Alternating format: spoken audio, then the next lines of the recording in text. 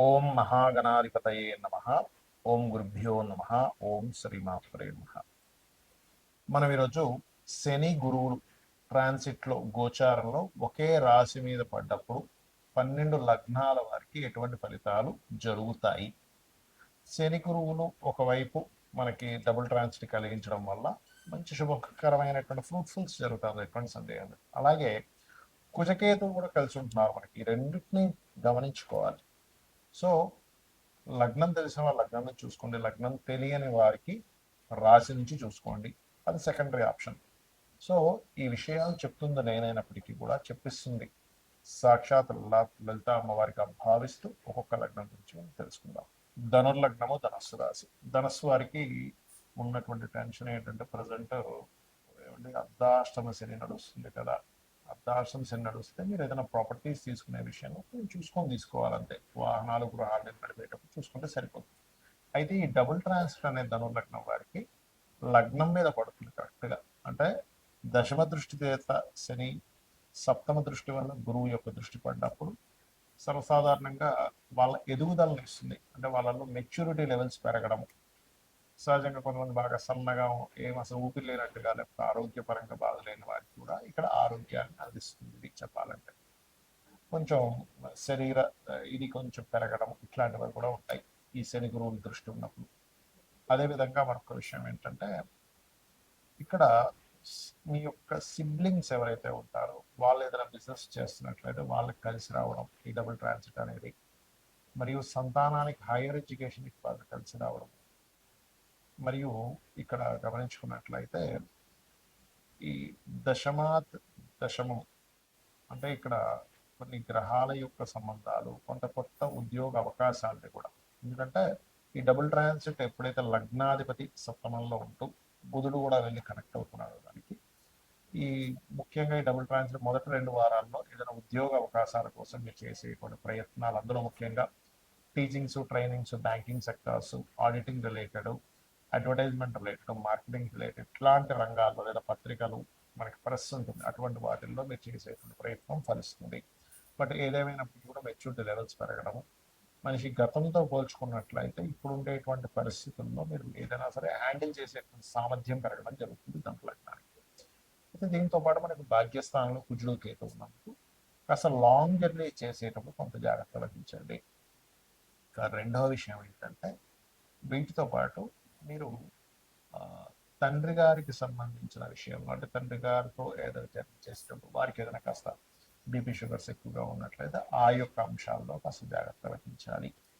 మరియు మరొక విషయం ఏంటంటే ఇక్కడ భాగ్యస్థానం అనేటువంటిది హైయర్ ఎడ్యుకేషన్ కూడా సూచిస్తుంది కాబట్టి హైయర్ ఎడ్యుకేషన్ విషయంలో కొన్ని ఆటంకాలు ఏర్పడుతుంటాయి. దాన్ని మీరు అధిగమించాలి అనుకుంటే కనుక కాస్త కుజకేతు గ్రహాల దగ్గర దీపారాధన చేయడము, పుణ్యక్షేత్ర దర్శనాలు, కాస్త శక్తి ఆలయాలు దర్శనం చేసుకోవడము, లేకపోతే గణపతి ఆలయాలు దర్శనం చేసుకోవడం చేయండి. సూర్య ఆలయాలు చేసుకున్న మంచిదే, అన్ని విధాలా మీకు బాగుంటుంది. చాలా మంది నన్ను అడుగుతున్న అంశం ఏమిటంటే ఇక్కడ మీకు గోచారంలో జలరాశుల్లో కుజుడు ఉన్నప్పుడు కొంత జల సంబంధంగా గొడవలు ఇవన్నీ వచ్చాయని చెప్పారు. కొంచెం జల సంబంధంగా ఈ నావీ వాళ్ళ మీద ట్యాక్స్ ఇవన్నీ చెప్పారు కదా. అదేవిధంగా ఎండాకాలంలో వర్షం అన్నారు, అదే రకంగా మనకు వర్షం కూడా పడింది. మరి అదే కుజుడు సింహరాశిలోకి వస్తున్నందుకు ఏమిటి అని చాలా మంది అడుగుతున్నారు. ఇక్కడ సింహరాశిలో కుజుడు వస్తూ కేతు కూడా అక్కడ ఉన్నందుకు ఈ సంవత్సరం మనకి రాజ్యాధిపతి రవి, మంత్రి రవి అవుతున్నాడు. కాబట్టి ఈ రవి రాశుల్లోకి ఎప్పుడైతే అగ్నికి సంబంధించిన గ్రహం, ఒక విస్ఫోటం జరగడానికి కారకుడైనటువంటి గ్రహం ఎప్పుడైతే వస్తున్నాడో, ఒక దేశం మీద మరొక దేశం విరుచుకుపడి పెద్ద పెద్ద బాంబులు వేయడం కూడా జరుగుతుంది. అది ఇండియా పాకిస్తాన్ అవ్వాల్సిన అవసరం లేదు, ఉక్రెయిన్ రష్యా కూడా అవ్వచ్చు, లేకపోతే అమెరికా ఇంకో దేశం కూడా కావచ్చు, ఏదైనా ఒక దేశం కావచ్చు. ఆ దేశం మీద పెద్ద స్థాయిలో ఎక్కువ ఉష్ణాన్ని కలిగించేటువంటిది వేయడం జరుగుతుంది. అదొకటే కాకుండా ఈ ఈ పిశాచ యోగం ఉన్నప్పుడు పర్టికులర్గా రాబోయే 2 months కూడా మన ఇండియాలో కానీ వేరే దేశాల్లో కానీ కాస్త పుణ్యక్షేత్రాలు, దేవతా ఆలయాల మీద కూడా అటాక్స్ జరగనున్నాయి. కాబట్టి కాస్త జాగ్రత్తగా ఉండాలి. కొంత స్లీపర్ సెల్స్ వల్ల ఇబ్బందులు ఇటువంటివి జరగనున్నాయి. కాబట్టి ఈ యొక్క అంశంలో చాలా జాగ్రత్తగా ఉండండి.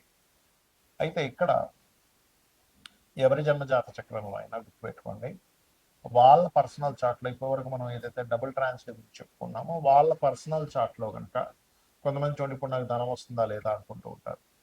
వాళ్ళకి పర్సనల్ చార్ట్లో ధనభావం మీద ఈ డబుల్ ట్రాన్సిట్ వచ్చింది అనుకోండి, డబ్బులు ఖచ్చితంగా వస్తాయి. లేదంటే ఒక కాంట్రాక్ట్ అవ్వాలనుకుంటున్నాము, వాళ్ళ పర్సనల్ చార్ట్లో 3వ భావం మీద కనెక్ట్ అయింది, అప్పుడు ఒక మాట్లాడుకొని అది కాంట్రాక్ట్ రావడానికి అనుకూలిస్తుంది. మరి కొంతమందికి ఏమంటే నేను ఒక గృహం కొనుక్కుందాం అనుకుంటున్నాను, అనుకూలిస్తుందా లేదా అంటే ఒకటి గుర్తుపెట్టుకోండి, ఎప్పుడు కూడా గృహం కొనుగోలు చేసేటప్పుడు మీకు 4వ భావానికి సంబంధించిన మహాదశ అంతర్దశలు అనుకూలించాలి. ఈ డబుల్ ట్రాన్సిట్ 4వ భావంలోకి రావాలి. దాంతోపాటు మీరు ఏదైతే గృహం కానీ స్థలం కానీ కొనుగోలు చేసేటప్పుడు ఆ దిశ, అంటే ఒక్కొక్క పేరు గల వాళ్ళకి ఒక్కొక్క దిశ మనకి వస్తుందని చెప్పారు శాస్త్రంలో. ఎక్కడా కూడా తూర్పు ఉత్తరం మాత్రమే మంచివి, దక్షిణం పడమర మంచిది కాదని ఎక్కడా చెప్పలేదు. 4 దిశలు మంచివే, కానీ మీకు ఏది పనికి వస్తుందని చూసుకోండి. మనకి వీడియోలు కూడా పెట్టాము, ఏ పేరు గల వాళ్ళకి ఏ డైరెక్షన్ కలిసి వస్తుంది అనేది, దాని పరంగా మీరు చూసుకోవచ్చు. అలాగే మరొక విషయం ఏంటంటే ఇక్కడ సంతానానికి అయితే పంచమం మీద ట్రాన్సిట్ ఉండాలి. రుణములు లభించాలంటే కూడా ట్రాన్సిట్ ఉండాలి. మనం ఒక్కోసారి లోన్స్ కోసం మనం ప్రయత్నం చేస్తుంటాం, ఒక్కోసారి లోన్స్ రావు. కానీ రుణం లభించాలంటే 6వ భావం మీద ఉండాలి, రుణం తీర్చాలంటే 5వ భావం మీద ఉండాలి. అయితే ఇక్కడ మనము ట్రాన్సిట్ రావడం ఒక ఎత్తు అయితే, కొన్ని పనులు అవ్వడానికి లలితాంబిక అమ్మవారి యొక్క అనుగ్రహం కలిగితే కూడా పనులు అయిపోతాయి. అవి ఎలాగా అంటే, ఇప్పుడు ఫైనాన్షియల్గా ఇబ్బంది పడుతున్నారు, ఓం సంపత్కరి సమారూఢ సింధుర వ్రజ సేవితాయ నమః చేసుకోండి. లేదంటే ఉద్యోగం రావట్లేదండి, చాలా ఇబ్బంది పడుతున్నారు అనుకునేటువంటి వారు ఓం శ్రీమాత శ్రీ మహారాజ్ని శ్రీమత్ సింహాసనేశ్వరి నమః అని చేసుకోవచ్చు. లేదా ఓం మాణిక్య మకుటాకార జానుద్వయ విరాజితాయ నమః అని చేసుకోవచ్చు. మరి కొంతమందికి సంతానం ఉండదు, అలాంటి వారు దత్తాత్రేయుడిని దిగంబర శ్రీ పాదవల్లభ దిగంబర అనే మంత్రం చేసుకోండి. మరియు దీంతో పాటు మరి కొంతమందికి వ్యాపారాల్లో రాణించడానికి ఇబ్బంది పడుతూ ఉంటారు, ఓం ఇంద్రగోప పరిక్షిప్త స్మరతోనాభజంగికాయే నమః అనే మంత్రం చేసుకోండి. ఆ రకంగా ఏంటంటే ఒక్కొక్క దానికి ఒక్కొక్కటి. ఇప్పుడు కొంతమందికి చూడండి ఆరోగ్య సమస్యలు ఉంటాయి. ఎందుకు అంటే వాళ్ళకి 4వ స్థానం అంటే ఇమ్యూనిటీని తగ్గించే స్థానము, ఇమ్యూనిటీ స్థానం పంచమ స్థానం పడవడం, 6వ స్థానం రోగస్థానం యాక్టివ్ అయితే ఏముందంటే మనకు అనారోగ్య సమస్యలు నిత్యం పడుతూ ఉంటారు. అటువంటి వారు చక్కగా ఓం సర్వవ్యాధి ప్రశమని సర్వమృత్యు నివారిణి అగ్రగణ్య అచింత్య రూప కలికల్మషనాశిని నమః చేసుకోండి. ఖచ్చితంగా మీకు బాగుంటుంది, ఎటువంటి సందేహం లేదు. అయితే ఇక్కడ ఒక్క విషయం ఏంటంటే, చాలా మంది ఏనాడు ఏం జరుగుతుందని, కాల్సిన యోగాలు ఉన్నాయని భయపడుతూ ఉంటారు. అవేవి మిమ్మల్ని ఎక్కడా ఆపవు. ఖచ్చితంగా మీరు చేసేటువంటి కర్మ ఏదైతే ఉందో దాని రిజల్ట్ మాత్రమే గ్రహాలు ఇస్తూ ఉంటాయి. దానికి మీరు అమ్మవారి పాదాలను ఆశ్రయించినట్లయితే 100% మీరు అనుకున్నది అనుకున్నట్టుగా అమ్మవారు కలిగిస్తుంది మీకు. శ్రీమాత్రే నమః.